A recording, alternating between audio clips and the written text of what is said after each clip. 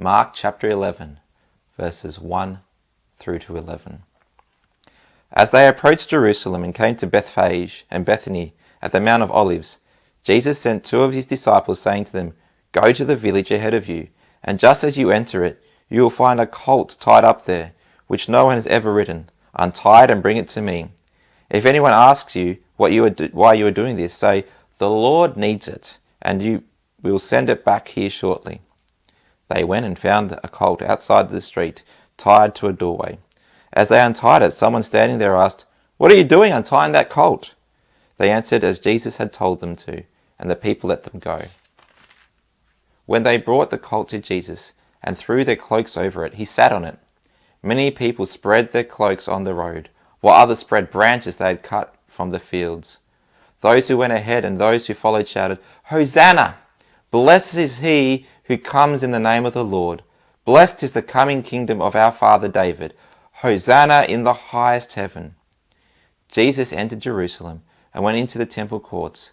He looked around at everything, but since it was already late, he went out to Bethany with the 12. Hey, Ben. Yeah, what's that? Is it nearly the holidays? Let me see. This is the end of week 7, so we've got week 8, week 9, week 10. So it's only 3 weeks to the holidays. Oh, 3 whole weeks. That's like forever. It's not that far at all, actually. The holidays are nearly here. Oh, man. I wish they were now. Oh, why do you wish the holidays were now, Benny? What do you got planned for the holidays? Well, my mum and dad told me that my grandparents are coming to stay. So you really love your grandparents? Oh, yeah. When they come, it is the bestest. And why is it so good, Bernie? Don't you know, they bring me lots and lots of presents. And then my grandma takes me shopping. And my granddad gives me all the chocolate I want. And they let me stay up all night playing video games. Oh, man. I wish it was the holidays now. Wow, that does sound like a fantastic thing. But it's only 3 more weeks to wait and it'll be the holidays and then you can see your grandparents. Oh, that's so long to wait. Well, that's not so long to wait.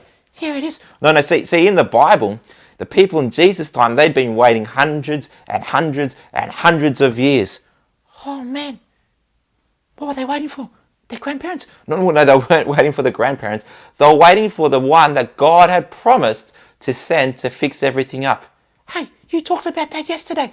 We did talk about that yesterday. Do you remember who that was? Bartimaeus. No. Bartimaeus wasn't the man that God sent to fix everything up. It was the man who helped Bartimaeus. Remember who that was? Oh, yeah. Jesus. That's right. The people had been waiting for hundreds and hundreds of years for Jesus. And then Jesus came. And then one day, Jesus did something kind of really amazing. Oh, what was that? He rode into the capital city, Jerusalem, on a donkey. And everybody started cheering. Hey, Ben. Yep. Donkeys aren't that special.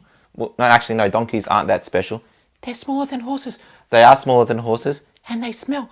They do smell. But no, Jesus riding on a donkey was really, really special. Why is that? Well, see, hundreds of years before Jesus came along, there was a man named Zechariah, and God told him that when God's special one came, who was going to fix up everything, he was going to come and ride on a donkey. And then Jesus rode on a donkey. That's right, Jesus rode on a donkey, and then the people all remembered that God had promised his special one, his chosen one, we call him the Messiah, was going to ride on a donkey. And you know what they did? They got out their phones and they went on Instagram and Snapchat and Twitter and Facebook and they posted #Messiah is here. Is that right? Well, no, not quite, because they didn't have phones. There's no Instagram, no Facebook, no Twitter, no whatever else you said. Snapchat. And there was no hashtags. But what they did do, they were super happy. So they got branches and they started waving them around like flags. And they took off their coats and put it on the ground like making a carpet for Jesus. Because Jesus was God's special one come. And they were starting to realize that God's special one was here. And they're waiting for him to come and fix everything up. Oh man, that sounds amazing. Did Jesus fix everything up? Jesus does fix everything up. And we're going to talk about that more next week. But right now we've got to go. Oh yeah. But first we're going to pray. Dear God, thank you that you keep your promise. Thank you that you sent Jesus to be the one who's going to fix everything up.